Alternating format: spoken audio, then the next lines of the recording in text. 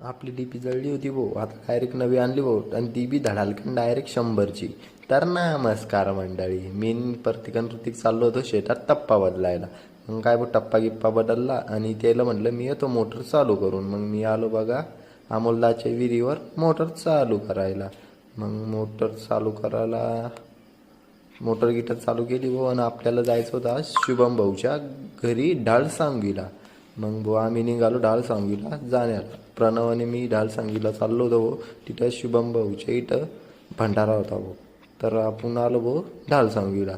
मग इथं प्रणव, गोपाल, शुभम भाऊ, देवकर, विलॉगर आणि आम्ही बसलो भाऊ. मग काय भाऊ, गणेश आणि गोपाल लागले भाऊ भांडणं करायला.